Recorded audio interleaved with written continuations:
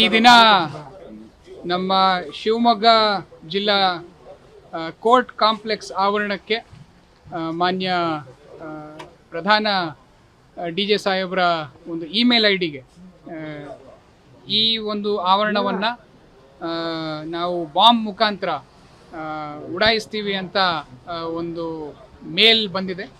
ಈ ಮೇಲು ನಿನ್ನೆ ರಾತ್ರಿ ಅಂದರೆ ಇವತ್ತು ಬೆಳಗಿನ ಜಾವ 1:37ಕ್ಕೆ ಬಂದು ಇಲ್ಲಿ ಡೆಲಿವರ್ ಆಗಿದೆ.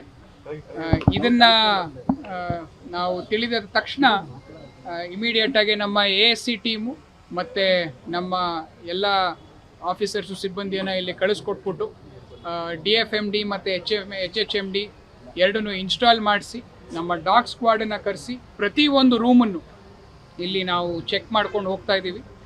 ಇಲ್ಲಿ ತನಕ ನಮಗೆ ಯಾವುದೇ ರೀತಿಯ ಒಂದು ಅನುಮಾನಾಸ್ಪದವಾದ ವಸ್ತು ಸಿಕ್ಕಿಲ್ಲ.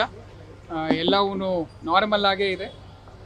ಈ ನಿಟ್ಟಿನಲ್ಲೇ ನಾವು ನಮ್ಮ ಜಯನಗರ ಠಾಣೆಯಲ್ಲಿ ಒಂದು ಪ್ರಕರಣವನ್ನು ದಾಖಲು ಮಾಡ್ಕೊಂಡಿದ್ದೀವಿ. ಇದು ಒಂದು ಹುಸಿ ಬಾಂಬ್ ಪ್ರಕರಣವಾಗಿದ್ದು ಇದರಲ್ಲಿ ಯಾರು ಬಂದಿದ್ದಾರೆ, ಏನಕ್ಕೆ ಕಳಿಸ್ಕೊಟ್ಟಿದ್ದಾರೆ, ಇದರ ಬಗ್ಗೆ ನಮ್ಮ ತನಿಖೆಯಲ್ಲಿ ನಾವು ಹೆಚ್ಚಿನ ವಿಚಾರವನ್ನು ಕಂಡ್ಕೊತೀವಿ. ನಾವು ಪ್ರೈಮ ಫೇಸಿಯಲ್ಲಿ ನಾವು ಇದು ಉದಯನಿಧಿ ಸ್ಟಾಲಿನ್ ಅವ್ರದ್ದು ಯಾವುದೋ ಒಂದು ಕೇಸ್ ರಿಲೇಟೆಡ್ ಅಂತ ಹೇಳಿ ಮೆನ್ಷನ್ ಮಾಡಿ ಈ ಹುಸಿ ಬಾಂಬ್ ಒಂದು ಸಂದೇಶನವನ್ನು ಅವರು ರವಾನೆ ಮಾಡಿದ್ದಾರೆ. ಆ್ಯಸ್ ಆಫ್ ನೌ ನಮಗೆ ಆ ಥರ ಏನು ಕಂಡು ಬಂದಿಲ್ಲ. ಆದರೂ ಕೂಡ ನಾವು ನಮ್ಮ ಎಲ್ಲ ಸಿಬ್ಬಂದಿ ಮತ್ತು ನಮ್ಮ ಆ್ಯಂಟಿ ಸಾಬೋಟಾಜ್ ಚೆಕ್ ಟೀಮು, ನಮ್ಮ ಬಾಂಬ್ ಸ್ಕ್ವಾಡ್ ಟೀಮು ಮತ್ತು ನಮ್ಮ ಡಾಗ್ ಸ್ಕ್ವಾಡ್ ಟೀಮ್ ಎಲ್ಲವನ್ನು ನಾವು ಇಲ್ಲೇ ನೆರೆತಿದ್ದೀವಿ. ಎಲ್ಲ ಪ್ರತಿಯೊಂದು ಕೊಠಡಿಯನ್ನು ಕೂಲಂಕುಷವಾಗಿ ಪರಿಶೀಲನೆಯನ್ನು ಮಾಡ್ತಾ ಇದ್ದೀವಿ.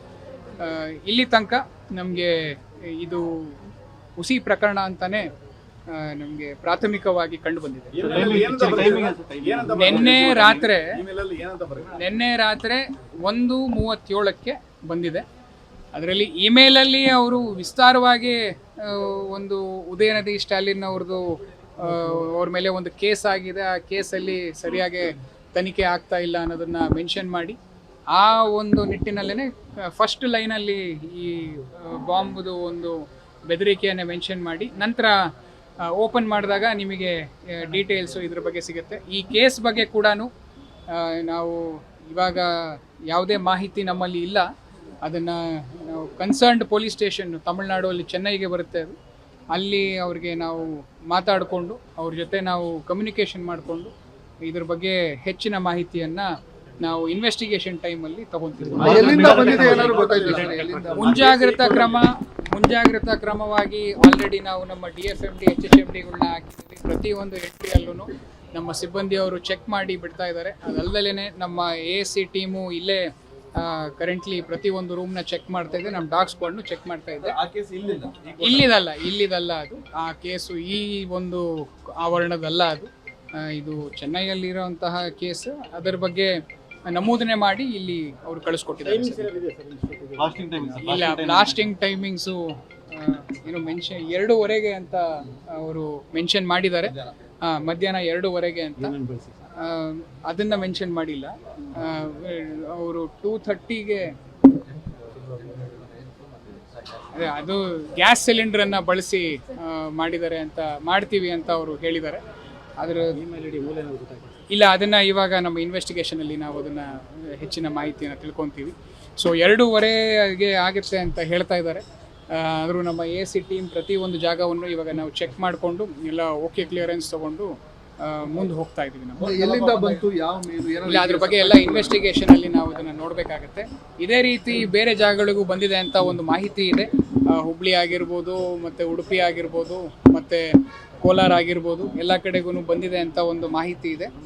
ಹಾಗೆ ನಾವು ನಮ್ಮ ಇನ್ವೆಸ್ಟಿಗೇಷನನ್ನು ನಾವು ಮುಂದುವರಿಸ್ಕೊಂಡು ಹೋಗ್ತೀವಿ. ಇಲ್ಲ, ಕೋರ್ಟ್ ಕಲಾಪ ನಡೀತಾನೆ ಇದೆ, ಯಾವುದು ಏನು ಬಂದಾಗಿಲ್ಲ. ನಾವು ಕಂಟಿನ್ಯೂ ಇರುತ್ತೆ, ಸಂಜೆವರೆಗೂ ಇರುತ್ತೆ.